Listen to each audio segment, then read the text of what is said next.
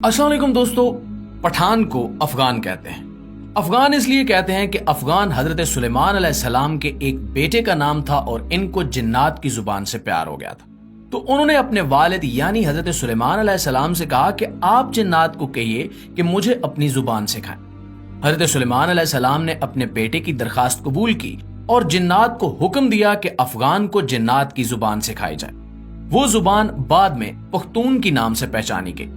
पठानों की असलियत और कौमियत के बारे में जो दलाइल हैं वो ये हैं कि पठान हजरत इब्राहीम अलैहिस्सलाम की औलाद में से हैं और हजरत इसहाक अलैहिस्सलाम की औलाद हैं और कौमियत से बनी इसराइल हैं। अंग्रेज मुअर्रिखीन लिखते हैं कि पठान कौम अर्जीनिया के एक हिस्से में रहती थी। अर्जीनिया के लोगों का दावा है कि अफगान या पठान अर्जीनिया से हैं, क्योंकि अल्बानिया के अफगान जो कि बाद में अफगान बने अर्जीनिया से हिंदुस्तान की तरफ चल पड़े। एक और मौरिख लिखता है कि इसराइल कबाइल बहुत तकालीफ और मुसीबतों के बाद अफगानिस्तान में आबाद हो गए। जब हजूर अकरम सल्लल्लाहु अलैहि वसल्लम ने इस्लाम की तबलीग शुरू की और लोग जोक दर जोक इस्लाम में दाखिल होने लगे, तो उस वक्त पठान कौम का सरदार जिसका नाम कैस अब्दुल रशीद था, अपने पूरे खानदान के साथ मोहम्मद सल्लल्लाहु अलैहि वसल्लम की बारगाह अक़दस में हाजिर हुआ और आप सल्लल्लाहु अलैहि वसल्लम के हाथ पर बैत करके मुसलमान हो गया। इसलिए दुनिया भर में जहां भी पख्तून होंगे वो मुसलमान होंगे। पूरी दुनिया में पख्तून ही वो वाहिद कौम है जिसमें इस्लाम के बगैर कोई मजहब नहीं है।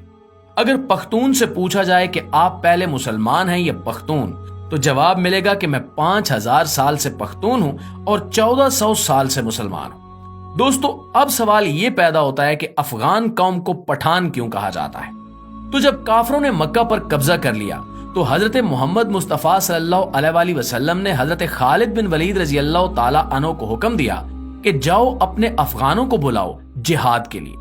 हजरत खालिद बिन वलीद रजी अल्लाह ताला अन्हु अफगानिस्तान चले गए और अफगान सरदार कैस अब्दुल रशीद को हजूर अकरम सल्लल्लाहु अलैहि वसल्लम का पैगाम इरसाल किया।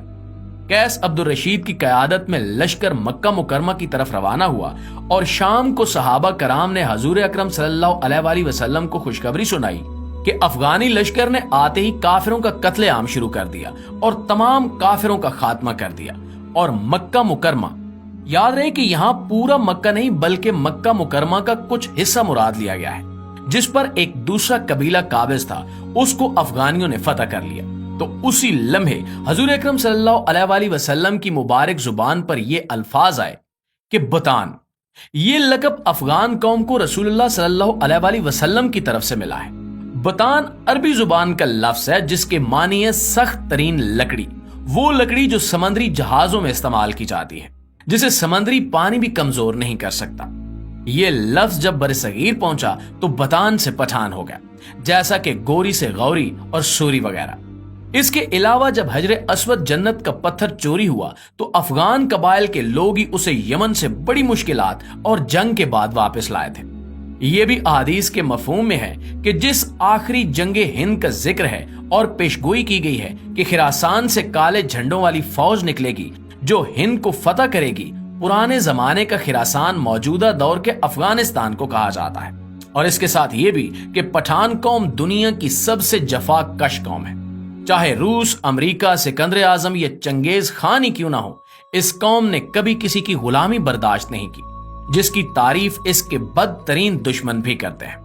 जी तो दोस्तों, ये थी हमारी आज की वीडियो पठानों के बारे में। और वीडियो आपको कैसी लगी है कमेंट करके हमें जरूर बताइएगा। इंशाल्लाह आपसे मुलाकात होती है अगली वीडियो में। तब तक अपना ढेर सारा ख्याल रखिएगा।